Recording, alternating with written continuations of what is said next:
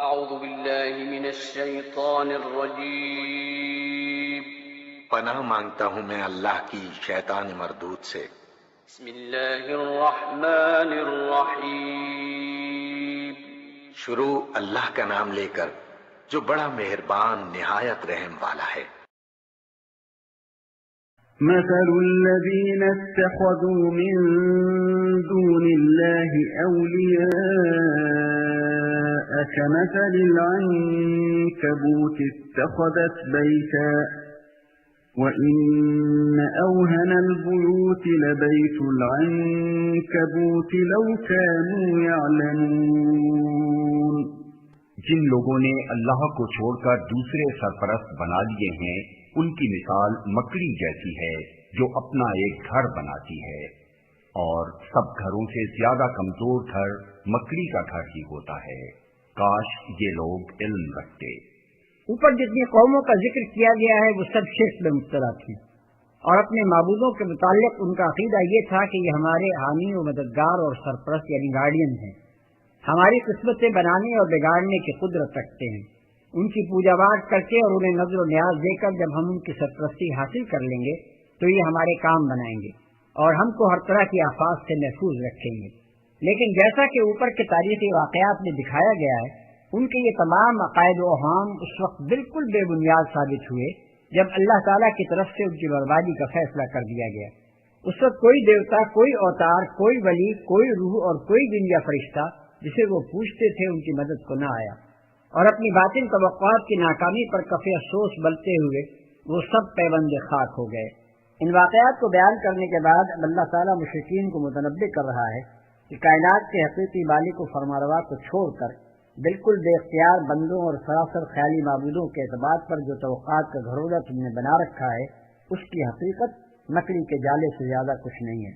جس طرح مکڑی کا جالا ایک انگلی کی چوٹ بھی برداشت نہیں کر سکتا، اسی طرح تمہاری توقعات کا یہ گھرودہ بھی خدا کی تدبیر سے پہلا تصادم ہوتے ہی پاش پاش ہو کر رہ جائے گا۔ یہ محض جہالت کا کرشمہ ہے کہ تم اوہام کے چکر میں پڑے ہوئے ہو۔ حقیقت کا کچھ بھی علم تمہیں ہوتا تو تم ان بے بنیاد سہاروں پر اپنا نظام حیات کبھی تعمیر نہ کرتے۔ حقیقت بس یہ ہے کہ اختیارات کا مالک اس کائنات میں ایک رب العالمین کے سوا کوئی نہیں ہے، اور اسی کا سہارا وہ سہارا ہے جس پر اعتماد کیا جا سکتا ہے۔ فمن يكفر بالطاغوت ويؤمن بالله فقد استمسك بالعروة الوثقى لا انفصام لها والله سميع عليم۔ البقرہ آیت 256۔ یعنی جو طاغوت سے کفر کرے اور اللہ پر ایمان لائے اس نے وہ مضبوط سہارا تھام لیا جو کبھی ٹوٹنے والا نہیں ہے، اور اللہ سب کچھ سننے اور جاننے والا ہے۔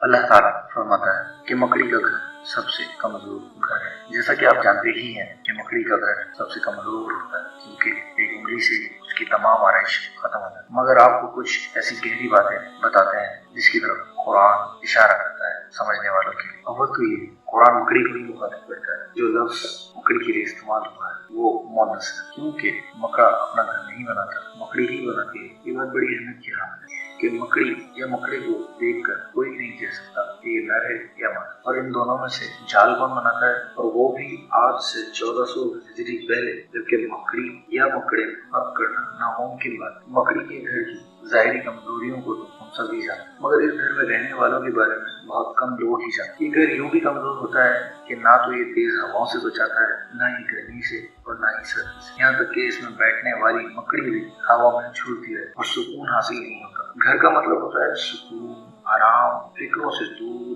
ایک محفوظ مقام جہاں کسی چیز کا ڈر نہیں ہو۔ جبکہ مکڑی جب اپنے گھر میں موجود ہوتی ہے تو کسی بھی شکاری کو بڑے آرام سے دکھ جاتی ہے۔ تعجب تو یہ ہے کہ مکڑی رے کو بھی اسی گھر میں پہلی مرتبہ میں ہی کھا جاتا اگر مکڑا خوش قسمت نہ ہو، ورنہ یہ گھر کسی بھی قسم کا تحفظ فراہم نہیں کرتا۔ اور تو اور مکڑی جب انڈے دے لیتی ہے اور اس میں سے بچے پھوٹ نکلتے ہیں تو اپنی ماں یعنی مکڑی کو کھا جاتے ہیں یا اس کو گھر سے بے گھر کر دیتے ہیں، اور یہ گھر اپنے ہی بنانے والوں کا قبرستان بن جاتا ہے۔ آپ کو یہ جاننا بالکل بھی نیا نہیں لگے گا کہ مکڑی اس گھر کو جال سازی، فریب اور شکار کے لیے بنا، مطلب یہ کہ اس گھر کی ابتدا ہی نقصان کو مد نظر رکھ کر ہوتی ہوتی ہے. یہ جادو اتنا غیر محفوظ ہے کہ آنے والا جا ہی نہیں سکتا بلکہ پھنستا ہی جاتا ہے. باہر تو اسے صرف شکاری کا ڈر ہوتا ہے، مگر اس گھر میں پھنسنے کے بعد اگر کوئی شکاری نہ بھی آئے تو یہ گھر ہی اس کا آخری ٹھکانہ بن جاتا ہے. اس کو آپ کمزوری میں یوں سمجھ سکتے ہیں کہ کسی انسان کے گھر میں جب بھی کوئی انجان شخص پناہ کے لیے آئے تو اس کو تحفظ ملنے کے بجائے کوئی نہ کوئی نقصان پہنچے. البتہ آپ کسی بھی جاندار یا چرند پرند کا گھر دیکھیں گے تو آپ کو اندازہ ہوگا کہ واقعی مکڑی کا گھر سب سے کمزور گھر ہے، اور قرآن بھی ہمیں یہی بتاتا ہے. یہ سب باتیں آج ہم کیسے جانتے ہیں؟ بالکل صحیح ہیں آپ کہ ہم سائنس کے جدید انکشافات کی بنا پر ان چیزوں سے آگاہ ہو رہے ہیں، مگر قرآن ان باتوں کو 1400 سال پہلے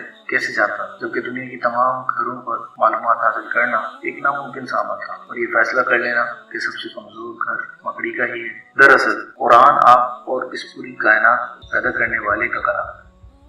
یہ سب علم اسی نے پھیلایا ہے اور وہ ہر چیز کا جاننے والا اور قدرت رکھنے والا ہے. وہ ایک اللہ ہے.